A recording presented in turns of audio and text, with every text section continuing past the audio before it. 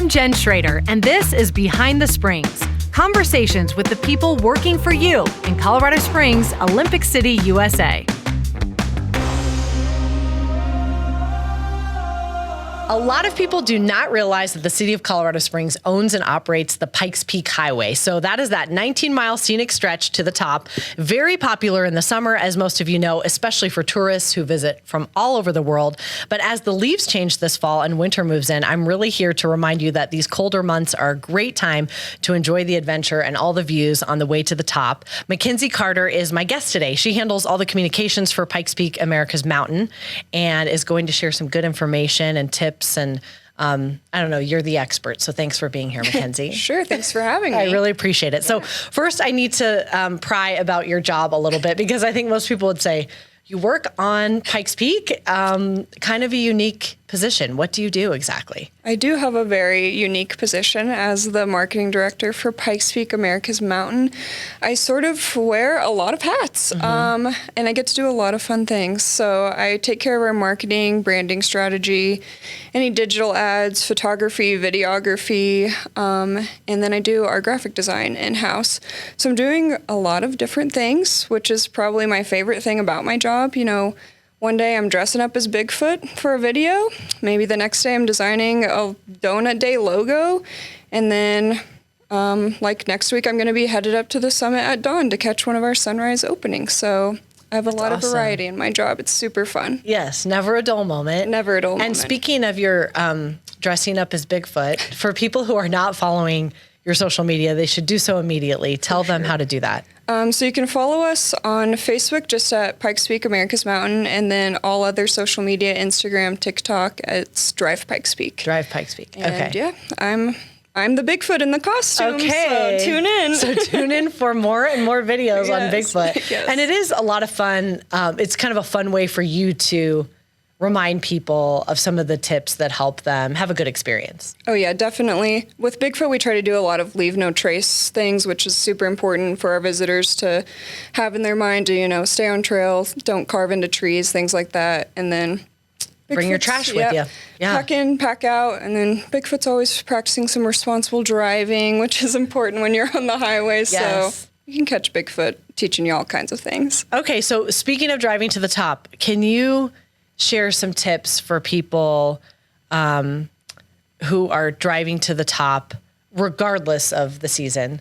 I'm sure there are those things that you wish every driver knew before they started on their adventure. For sure. Probably the biggest and most important thing to know is how to shift your car into low gear. Right. For a lot of people, especially, you know, people coming from Texas who aren't typically doing mountain driving. You said Texas. I'm sorry, I'm from Texas, so it's okay. So you can do it. So yeah.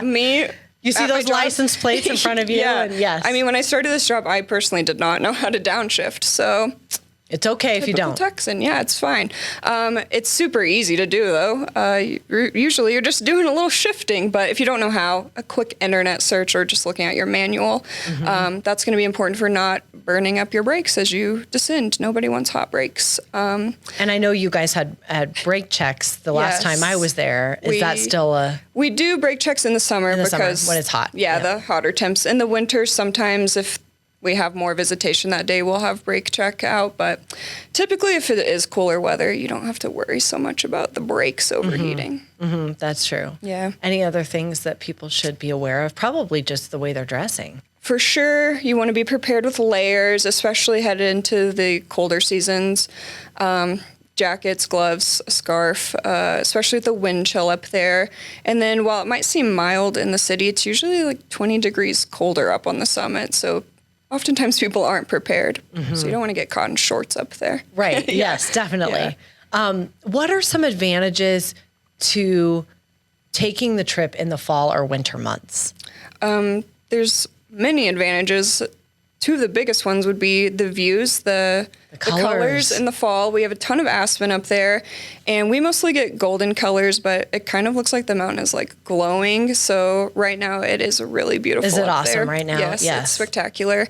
And then winter, when everything's covered in snow, personally, I think visually that's when Pikes Peak is its most stunning, is when we have a fresh blanket of snow and the sun is shining and the snow is like glittering. It's really, really pretty. And then another reason to visit in these like off-season times is the crowds. There's not nearly as many people up there. So you can definitely take your time up there. You don't have to worry about getting a timed entry permit. Those don't start back up until May 2026. So you can just roll up, pay your $18 fee, and then you're off. And our shuttles aren't running right now either. So definitely way less crowds. So you can take your time, and probably good too if you're hesitant about driving. You don't have to worry about so many vehicles on the road. Nobody's going to be like riding your tail or anything. Right, exactly. Yeah. Should people be nervous about the winter driving conditions? And can you talk about when you do closures and why? Yeah, so people definitely should not be nervous about winter driving on Pikes Peak, because we would never have the road open if it was unsafe.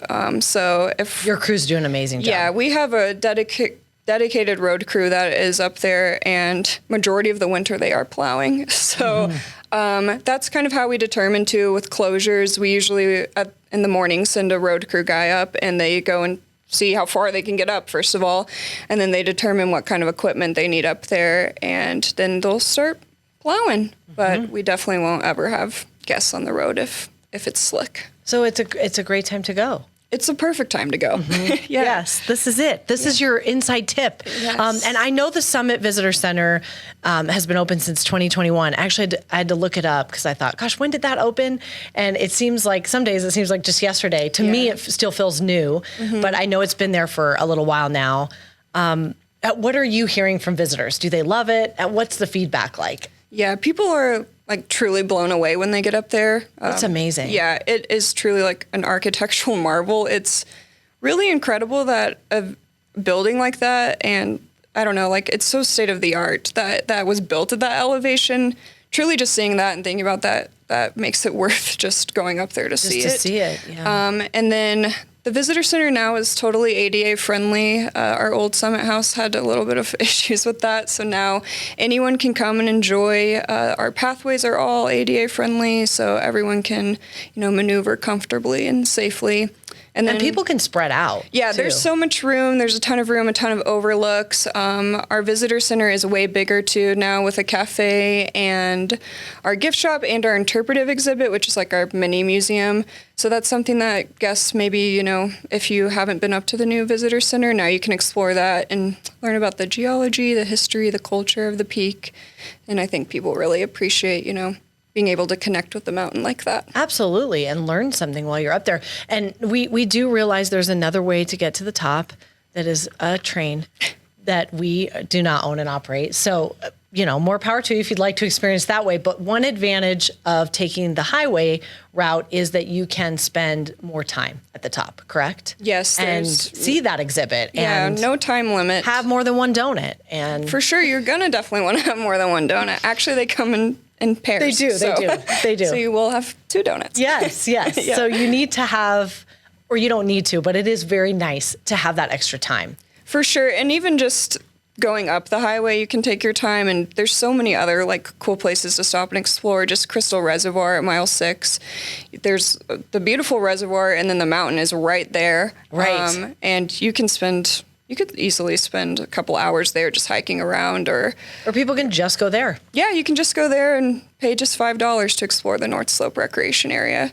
So. And do you have any special events or, I guess, favorite areas that you would share with people other than that one? Definitely special events would be our sunrise openings. Yes. I think we did 5 this year. They typically happen in the summer months, with our last one always being on Indigenous Peoples Day, whatever. So you'll do that again in Yes, 2026? Yes, that one is always happening. But those sunrise openings sell out super fast. And this year we started doing shuttles for them, and every sunrise opening sold out. And they usually are on a Friday or Saturday, so we try to make it where people can go to them and then not have to go to work, hopefully. Right, yes. Yeah. And then any other special, or I guess specific pull-offs or views that are your favorite? I mean, you probably spend a lot of time on the highway. Yeah, Devil's Playground is probably a favorite of mine. It's above tree line, so you just have a crazy view, and colors are really vibrant. Apparently, whenever you get higher in elevation, you can see colors more clearly, and they pop more. So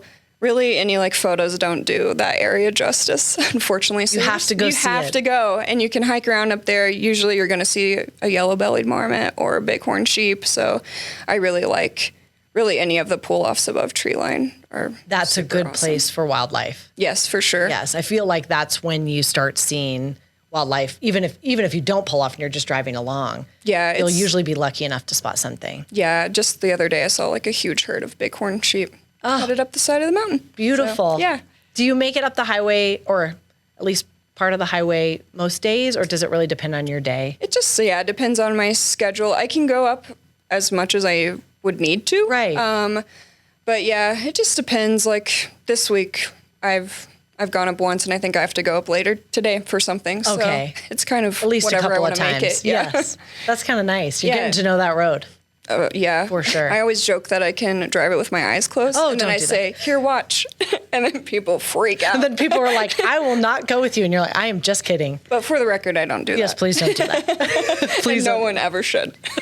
No, you should not. So if you want to go online, coloradosprings.gov/drive Pikes Peak will get you to all the links you need, depending on the season in which you're visiting.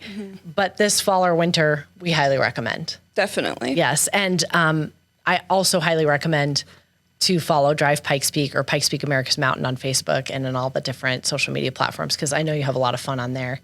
And you sneak in some good tips and information. Try to be entertaining and educational. Yes, exactly. Well, thanks for joining me. Yeah, thanks for having me. I This was really great. appreciate all the information, and thank you all for listening to Behind the Springs. Please subscribe if you'd like to hear more. Share this episode with a friend, and thank you as always for watching.